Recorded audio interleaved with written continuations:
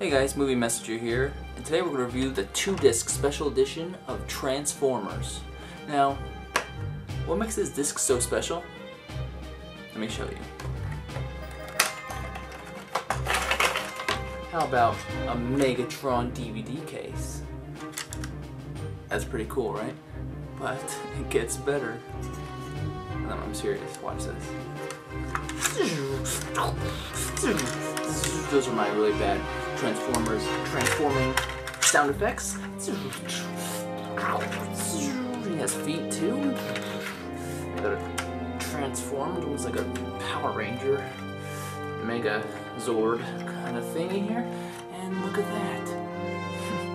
Now that is a DVD case. Look at this. In the back here, we got the discs. We got the movie and the special features here. Oh, this is just crazy. Crazy. That's what I'm talking about, special edition.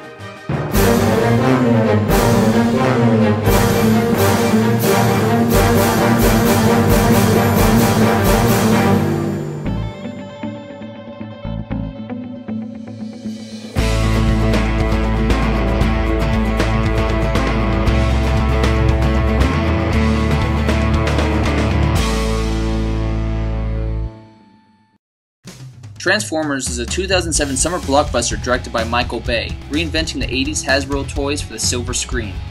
Great thing about Transformers is that it works with Michael Bay. The two kind of go hand in hand. We were welcomed by the familiar voice of Peter Cullen, who did the original Optimus Prime voice in the original cartoon series. True treat for the fans. He talks about the Allspark, also known as the Cube, and how important it is to his race. We are then quickly thrown into what seems to be a bad teen comedy. No joke. Sam Witwicky, played by Shia LeBeouf, is trying to hawk his grandfather's heirloom glasses during show and tell, which makes me ask what grade this is, but he tries to sell them because he's trying to save up for a new car.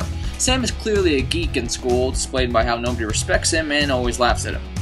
When Sam's father takes him to get his first car, they end up getting an old Camaro, which later transforms into an alien robot, allowing some funny scenes with Sam and his fear of having his car being alive. Sexy starlet Megan Fox gets tangled up in the mess, and it is her and Sam who know about the Transformers coming to Earth, and they must defend against the Decepticons who are after the Cube. How do they plan to get the Cube? Well, somehow the coordinates of its location are located in Sam's grandfather's glasses. Okay, all logic aside, the movie is fun when you don't really take it seriously. Many Die-Hard fans are not liking it because of the human story and how it's kind of like a teen movie at times, but honestly, I can see why the writers did what they did, and I personally enjoy it for what it is. You have to understand that hoping an audience can relate to walking, talking robots without human emotion is a huge risk. Probably a risk worth millions of dollars. The human element was brought in to give something for people to relate to, in this case, a boy in his car. And who hasn't had some kind of attachment to his or her first car? So that's what they did with Sam and Bumblebee, and we do care. There are many scenes and bits in Transformers that try to be funny and fall flat, especially with Sam's parents. They're not funny, and they have little too much screen time. On the other hand, I think Anthony Anderson and the late Bernie Mac play their parts pretty well and add the right bit of comedy to this movie. I think Shia LaBeouf does a pretty good job here, and the acting ability of Megan Fox isn't as great as she looks, but I'm sure nobody cares. The fight scenes between the Autobots and the Decepticons are freaking awesome. The chase on the freeway is spectacular, and when the two are battling, falling over bridges of freeways and blasting through buses, and oh crap, it's amazing how real it looks. When the CGI robots kind of get a little close to the camera, that's when it doesn't really look as real. I would say it's a fun popcorn movie, and I recommend it. Its sequel, on the other hand, is another story. Check out my Transformers 2 review if you haven't already. The special features on Disc 1 include commentary by director Michael Bay, and on Disc 2, there's 3 large featurettes, including Our World, a look at the Transformers movie with interviews with cast and crew, footage of stunt training, and access to all these set locations and a whole bunch of other stuff. Their War. This section focuses on production design, advice from military advisors, and how some of the special effects were done.